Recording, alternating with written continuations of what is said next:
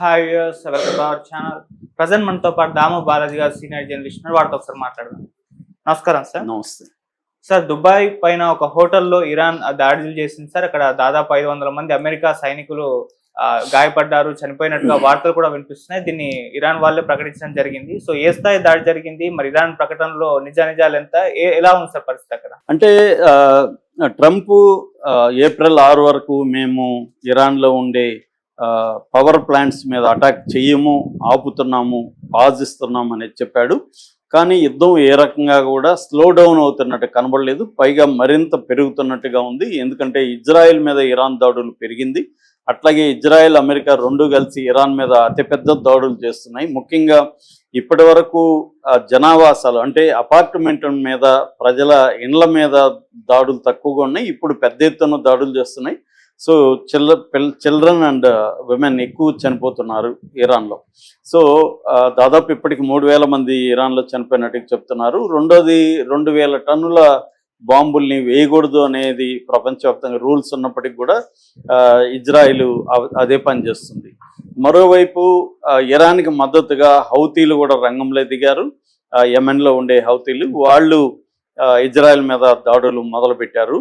So ఈ రకంగా war అనేది అన్ని రకాలుగా పెరుగుతుంది.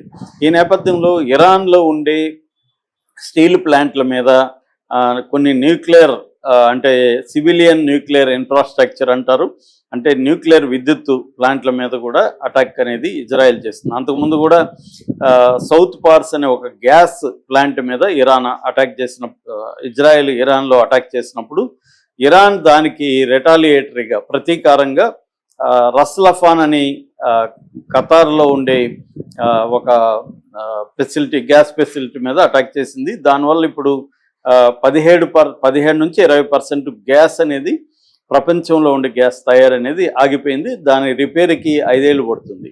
దాని ఎఫెక్ట్ ఇండియా మీద చాలా పెద్ద స్థాయిలో ఉంది. అందుకని మన గ్యాస్ సిలిండర్ల సంక్షోభం ఇండియాలో కూడా స్టార్ట్ అయింది. సో ఈ నేపథ్యంలో ఇప్పుడు కొత్తగా ఏం జరుగుతుందంటే ఆల్రెడీ వేల న్యూక్లియర్ పవర్ ప్లాంట్స్, భారజల విద్యుత్ అంటారు, భారజల హెవీ వాటర్ ఎలక్ట్రిసిటీ ప్రాజెక్ట్స్, వీటి మీద అంతా కూడా ఇజ్రాయెల్ ఇరాన్లో అటాక్ చేస్తుంది. కాబట్టి దీనికి ప్రతీకారంగా ఇప్పుడు ఇరాన్ ఏం చేస్తుందంటే గల్ఫ్ దేశాల్లో ఉండే ఎనర్జీ ఇన్ఫ్రాస్ట్రక్చర్ మీద అటాక్ అనేది మొదలైంది. దాంతోపాటు ఆల్రెడీ గల్ఫ్ దేశాల 19 చోట్ల గల్ఫ్ దేశాల్లో అమెరికా మిలిటరీ ఇన్స్టాలేషన్స్ ఉన్నాయి. అది రాడార్ సిస్టమ్స్ కావచ్చు, లాజిస్టిక్స్ కావచ్చు, ఎయిర్ ఫోర్స్కి సంబంధించి కావచ్చు, 5th ఫ్లీట్ నేవీ కావచ్చు, ఇలాగా అనేక రకాలు ఉన్నాయి. వీటన్నిటినీ ఆల్రెడీ 2-3 రౌండ్లు అటాక్ చేసింది ఇరాన్. దాంతో ఇప్పుడు అక్కడున్న అమెరికా సైనికులు దాదాపు 50,000 మంది ఉన్నారు. ఈ మొత్తం మిడిల్ ఈస్ట్లో 27 బేసులు ఉన్నాయి అమెరికావి. 27 బేసుల్లో ఒక 50,000 మంది అమెరికా సైనికులు ఉన్నారు.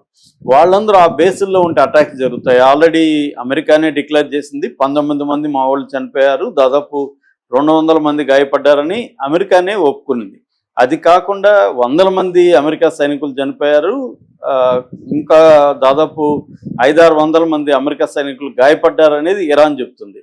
ఏదేమైనా నష్టం అయితే జరిగింది, వాళ్ళ ప్రాణభయం అయితే కనబడుతుంది. అందుకని అమెరికా సైనికులు ఏం చేశారంటే బేసులను వదిలేసి సివిలియన్స్ ఉండే హోటల్స్లో లేకపోతే సివిలియన్స్ నివసించే బిల్డింగుల్లో వీళ్ళు వెళ్ళిపోయి తలదాచుకుంటున్నారు.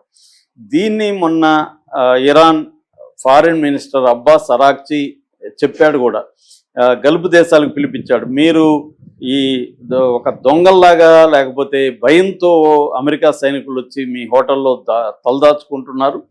నేను చెప్తున్నా ఆ హోటల్లో ఉండే టూరిస్టులంతా వెళ్ళిపోండి, అమెరికా సైనికులు ఉన్న చోట మీరు ఉండకండి, ఎందుకంటే మేము అటాక్ చేస్తున్నాము అమెరికా సైనికుల్ని, మీరు మళ్ళీ మీకేమన్నా అయితే మాది బాధ్యత కాదు, ముందే హెచ్చరిస్తున్నా అని చెప్పాడు. అలాగే గల్ఫ్ దేశాలకు కూడా మీరు అమెరికా సైనికుల్ని మీ హోటల్లో ఎందుకు పెడుతున్నారు, మీ బిల్డింగ్లో ఎందుకు ఉంచుతున్నారు, సో అది మీకు కూడా నష్టం జరుగుతుంది, మళ్ళీ మీ ఇష్టం, నేనైతే చెప్తున్నాను, ఎందుకంటే వాళ్ళు మీ బేస్లో ఉంచి మా మీద అటాక్ చేస్తున్నప్పుడు మేము రిటాలియేషన్గా చేస్తున్నాం, మేము ప్రీఎంప్టివ్ స్ట్రైక్ చేయట్లేదు. ప్రీఎంప్టివ్ అంటే ఏదో థ్రెట్ ఉందని మేము ముందుగస్తగా దాడులు చేయట్లేదు, మా మీద అటాక్ చేస్తున్నారు, మా ఇన్ఫ్రాస్ట్రక్చర్ మీద, మా ఎనర్జీ ప్లాంట్స్ మీద, లేకపోతే మా న్యూక్లియర్ ప్లాంట్స్ మీద దాడులు చేస్తున్నారు, మా ప్రజల్ని చంపుతున్నారు. కాబట్టి మీ స్థావరాల్లో ఉండి వాళ్ళు మా మీద అటాక్ చేస్తున్నారు కాబట్టి మీరు కూడా మాకు ఎనిమీలు అవుతారు, మీకు ఎన్నిసార్లు చెప్పినా అర్థం కావట్లేదని అబ్బాస్ అరక్చి అన్నాడు. అలాగే ఇరానియన్ ప్రెసిడెంట్ మసూద్ పెజెస్కియాన్ కూడా నిన్న కూడా మళ్ళీ ఫ్రెష్గా ఒక వార్నింగ్ అయితే ఈ గల్ఫ్ దేశాలకు ఇచ్చాడు. ఈ నేపథ్యంలో నిన్న గల్ఫ్ దేశాల్లో ముఖ్యంగా దుబాయ్లో 2 చోట్ల ఈ సైనికులు దాక్కొని ఉన్నారని వీళ్ళకి ఇన్ఫర్మేషన్ వచ్చింది ఇరాన్కి. దాంతో IRGC Islamic revolutionary guard corps సంస్థ దాడులు చేసినానని ప్రకటించింది. ఈ రెండింటి మీద అంటే 2 హోటల్స్ మీద లేకపోతే ఒక హోటలు కొన్ని నివాస సముదాయాల మీద దాడి చేశారంది అనేది క్లారిటీ లేదు, కానీ మొత్తానికి 2 హైడౌట్స్ అన్నారు వాళ్ళు. 2 హైడౌట్స్ మీద దాడి చేసాం. ఒక హైడౌట్లో 400 మంది అమెరికా సైనికులు ఉన్నారు, రెండవ హైడౌట్లో 100 మంది అమెరికా సైనికులు ఉన్నారు. వీళ్ళు చాలామంది అయితే చనిపోయారు, ఎంతమంది మాకు కరెక్ట్గా తెలియదు. ట్రంప్కి అమెరికా కమాండ్ సెంటర్కి తెలుస్తుంది ఇదంతా కూడా అనేది ఇరాన్ ప్రకటించింది. అయితే సెంట్కామ్ అంటారు. సెంట్కామ్ అంటే యుద్ధాన్ని మొత్తాన్ని కండక్ట్ చేస్తూ ఉండేది సెంట్రల్ కమాండ్ అని అమెరికా ఇది. దీంట్లో 11 సంస్థలు ఉంటాయన్నమాట, మిలిటరీ సంస్థలు. ఆ సెంట్రల్ కమాండ్ నిన్న ఒక ప్రకటించింది, ఇరాన్ అబద్ధాలు చెప్తుంది, ఇరాన్ లైస్ అబద్ధాలని మ్యానుఫ్యాక్చర్ చేస్తుందని ప్రకటన వాళ్ళు ఇచ్చారు. అది ఏమీ జరగలేదని వాళ్ళు చెప్తున్నారు, కానీ జరిగింది అనేది వీళ్ళు చెప్తున్నారు. ఏది నిజమో తెలియదు, ఎందుకంటే మనకి చాలాసార్లు చెప్తుంటా నేను, వార్లో ఫస్ట్ క్యాజువాలిటీ ట్రూత్ అంటారు. అంటే అబద్ధాలను ప్రచారం చేయడం, మన వైపు నుంచి జరిగిన నష్టాన్ని తక్కువ చేసి చూపించడం, శత్రువు నష్టాన్ని ఎక్కువ చేసి చూపించడం అనేది ప్రాపగండా వార్ అనేది జరుగుతుంటుంది, ఇన్ఫర్మేషన్ వార్ అనేది. అయితే జనరల్గా అమెరికా డామినేట్ చేస్తుంది ఇన్ఫర్మేషన్ వార్లో, ఎందుకంటే దానికి ఉన్న నెట్వర్క్ ఎవరికి లేదు. కానీ ఈ మధ్య కాలంలో ముఖ్యంగా ఈ యుద్ధంలో ఇరాన్ సోషల్ మీడియాలో చాలా పవర్ఫుల్గా ఉంది. ఇరాన్కి సంబంధించిన అనేక మంది, ఇరాన్కి సంబంధించిన వాళ్ళే కాదు, ఇరాన్ మీద ఇజ్రాయెల్ అమెరికా కలిసి చేస్తున్న దాడి ఘోరమైంది, అమానవీయమైంది అని నమ్మే మేధావులు ప్రపంచవ్యాప్తంగా సోషల్ మీడియాలో చాలా గట్టిగానే తమ గళాలని వినిపిస్తున్నారు. దానివల్ల ఇప్పుడు అమెరికాకు కూడా నష్టం బలంగా జరుగుతుంది. ఈ నేపథ్యంలో ఇందులో నిజంగా అమెరికా సైనికులు చనిపోయారా లేదో తెలియదు, కానీ దాక్కున్న మాట అయితే వాస్తవమే. హోటళ్ళల్లో అంతా అమెరికా సైనికులు ఉన్నారు అనేది వాస్తవమే. వాళ్ళకి పెద్ద సెక్యూరిటీ ఉండే అవకాశం లేదు. సో ఆల్రెడీ మనకి చాలాసార్లు చెప్పుకున్నాం, రష్యా ఇంటెలిజెన్స్ని ఇరాన్కి అందిస్తుంది. ఎందుకంటే రష్యా దగ్గర శాటిలైట్లు ఉన్నాయి. సో ఆ శాటిలైట్ల ద్వారా ఎవరు ఎక్కడ దాక్కున్నారు ఏంటనే విషయాన్ని రష్యా అక్యురేట్గా వీళ్ళకి కోఆర్డినేట్స్ అంటారు, ఆ కోఆర్డినేట్స్ని ఇరాన్కి ఇస్తుంది. దాంతో అక్యురేట్గా వెళ్ళి కొట్టగలుగుతుంది ఇరాన్.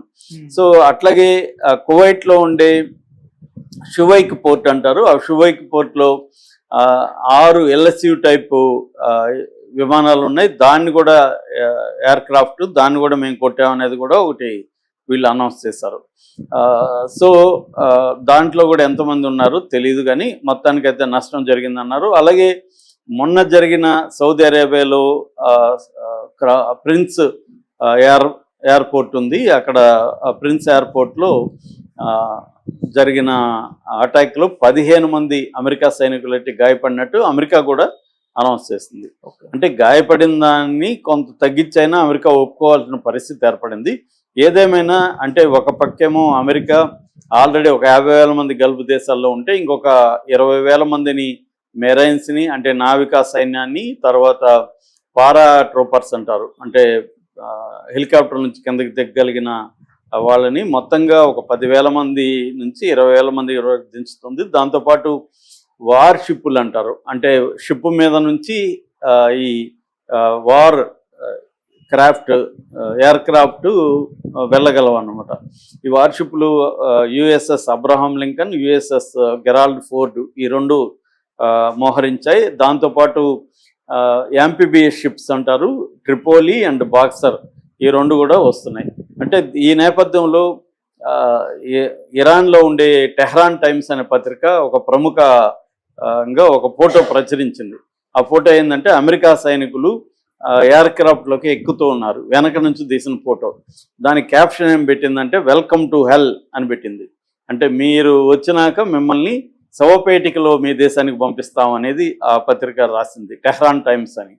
సో ఈ అంటే ఓవరాల్గా ఒక ఉద్రిక్తత వాతావరణం అయితే పెరుగుతూ ఉంది. అమెరికా సైనికులు వచ్చి ఇక్కడ కార్గ్ ఐలాండ్ని, మిగతా 5-6 ఐలాండ్ని కైవసం చేసుకొని ఈ హార్ముజ్ జలసంధిని తమ కంట్రోల్లో తీసుకోవాలనేది ట్రంప్ ప్లాన్ అయితే, ముందుగానే అమెరికా స్థావరాల్ని అటాక్ చేయడం ద్వారా ఒక ఛాలెంజ్ అనేది ట్రంప్కి కానీ, అమెరికాకి కానీ, ఇజ్రాయెల్కి కానీ ఇరాన్ విసురుతున్నట్టుగా మనకి అర్థమవుతుంది. Okay sir, thank you so much.